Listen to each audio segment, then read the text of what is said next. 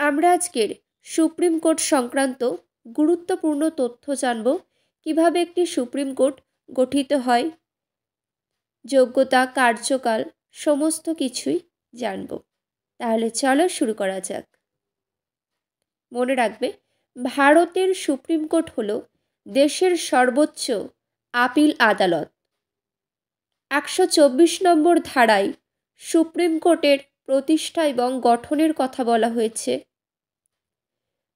Supreme কোর্টের প্রতিষ্ঠাতা আমরা জানব। প্রতিষ্ঠা 28শে জানুয়ারি 1950 খ্রিস্টাব্দে সুপ্রিম কোর্ট প্রতিষ্ঠিত হয়।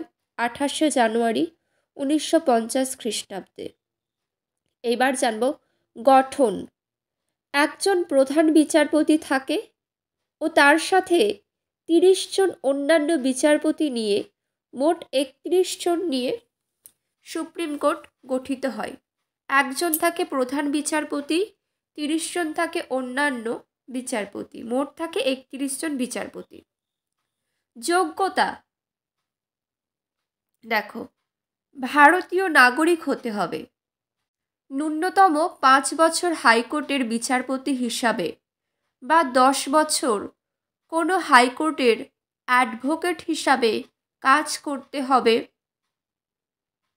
বা রাষ্ট্রপতির মতে একজন বিশিষ্ট আইনজ্ঞ হতে হবে। এবার জানব নিয়োগ পদ্ধতি। সুপ্রিম কোর্টের সবচেয়ে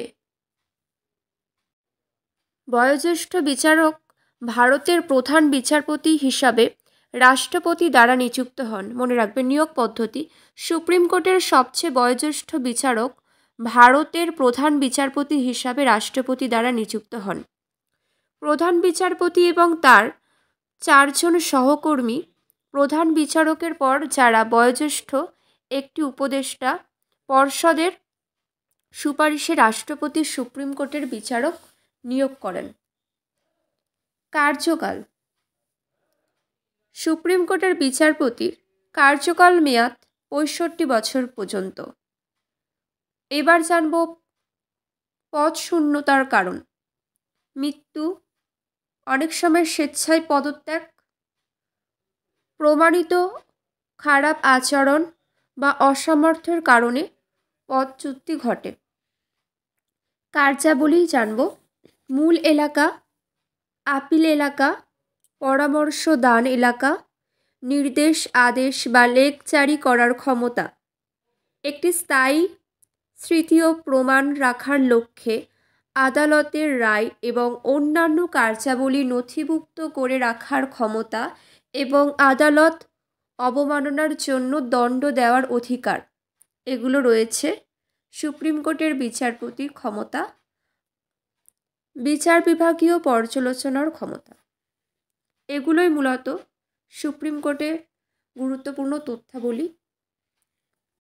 আর কিছু জিনিস তোমাদেরকে জেনে রাখতে হবে, সেগুলো হলো সুপ্রিম কোর্ট সম্পর্কিত বিশেষ তথ্য। দেখো, 141 নম্বর ধারা অনুযায়ী সুপ্রিম কোর্ট দ্বারা ঘোষিত আইন দেশের সমস্ত আদালত মানতে বাধ্য। নেক্সট, 144 নম্বর ধারা অনুযায়ী সুপ্রিম কোর্টের নির্দেশানুসারে দেশের সমস্ত অসামরিক ও বিচার বিভাগীয় কর্তৃপক্ষ কাজ করবে। সুপ্রিম কোর্ট দ্বারা জারি করা সাংবিধানিক প্রতিবিধান সম্পর্কিত গুরুত্বপূর্ণ তথ্য। হেবিয়াস কর্পাস বা বন্দি প্রত্যক্ষীকরণ, এটি কি? বিচার ছাড়া অনির্দিষ্টকালের জন্য কোনো ব্যক্তিকে আটক করে রাখা যায় না। আইনিভাবে কোনো ব্যক্তিকে বন্দি করে রাখা হয়েছে কিনা তা জানার উদ্দেশ্যে এই লেখ জারি করা হয়। ব্যক্তিকে সশরীরে আদালতে হাজিরা দিতে হয়। আইনিভাবে বন্দি না হলে সেই ব্যক্তিকে মুক্তি দেওয়া হয়। পরমাদেশ কি? এই লেখ জারি করে সুপ্রিম কোর্ট কোনো সরকারি কর্মীকে নিজের দায়িত্ব পালন করার আদেশ দিতে পারে। এবার জানব প্রহিবিশন বা প্রতিষেধ। এই লেখ জারির মাধ্যমে উচ্চ আদালত নিম্ন আদালতকে নিজের এলাকা বা এখতিয়ারের মধ্যে থাকতে বাধ্য করে।